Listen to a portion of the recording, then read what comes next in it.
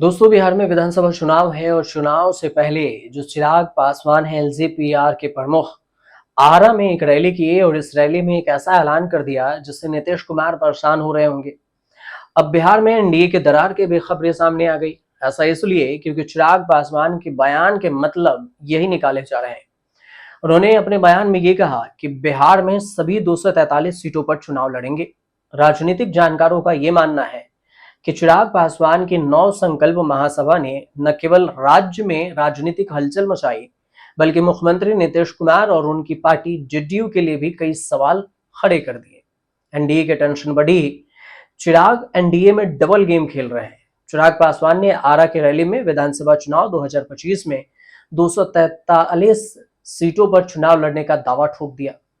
चिराग का ये बयान न केवल महत्वाकांक्षा को दर्शाता है, बल्कि एनडीए के भीतर और बाहर के समीकरणों को भी प्रभावित करने की क्षमता रखता है। और इससे दरार की भी बातें हो रही है और दबाव की भी बातें हो रही है। चिराग पासवान ने यह ऐलान ऐसे समय में किया है जब बिहार विधानसभा चुनाव होने में काफी कम समय बचा है। और हाल में उन्होंने ये भी कहा था कि बिहार के लिए काम करेंगे, केंद्र में रहने की उनकी कोई दिलचस्पी नहीं है। और अब कह रहे हैं कि बिहार में उनकी पार्टी सभी 243 सीटों पर चुनाव लड़ेगी। अब इसी को लेकर चर्चा हो गई कि क्या चिराग पासवान एनडीए से अलग हो रहे हैं। अब ये चर्चा है, कयासबाजी है, फाइनल नहीं है। उनके बयानों को अगर डिकोड किया जाए तो बिहार के राजनीति में चिराग की छवि एक युवा, करिश्माई और साफ सुथरी छवि वाले नेता के रूप में उभरी है, जो कि विशेष रूप से दलित और गैर यादव पिछड़े वर्गों में लोकप्रियता हासिल कर रहे हैं।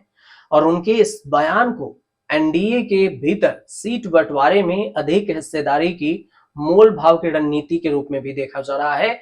इनडायरेक्ट दबाव इसे कह सकते हैं आप, कि सीट को लेकर इनडायरेक्ट दबाव बनाया जाए। अब 2020 के विधानसभा चुनाव को अगर देखें तो चिराग ने जदयू के खिलाफ बगावत करके, मतलब नीतीश के खिलाफ बगावत करके सभी सीटों पर उम्मीदवार उतार दिया था। और इसके कारण जदयू को केवल 43 सीटें मिली थी। और इस बार हालांकि चिराग ने नीतीश को एनडीए का मुख्यमंत्री भी घोषित कर दिया, मान भी लिया। लेकिन उनका सभी सीटों पर चुनाव लड़ने का जो बयान है, ये एनडीए में भी कंफ्यूज कर रहा है और बाहर के लोगों को भी एक चेतावनी के रूप में देखा जा रहा है। और ये बयान जदयू और बीजेपी पर दबाव बनाने का प्रयास हो सकता है, ताकि उनकी पार्टी को अधिक सीटें मिल सके। और यही वजह है कि चिराग पासवान पूरा डबल गेम खेल रहे हैं।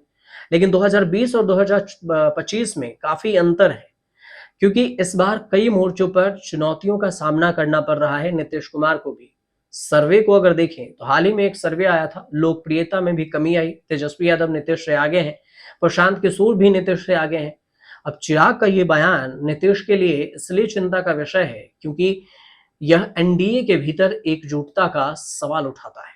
और चिराग की रैली में बिहार फर्स्ट, बिहारी फर्स्ट का नारा भी, और इसकी युवा अपील शहरी ग्रामीण मतदाताओं, विशेष रूप से पासवान समुदाय जो लगभग 5.3% की आबादी में है, अन्य पिछड़े वर्गों को भी आकर्षित करती है।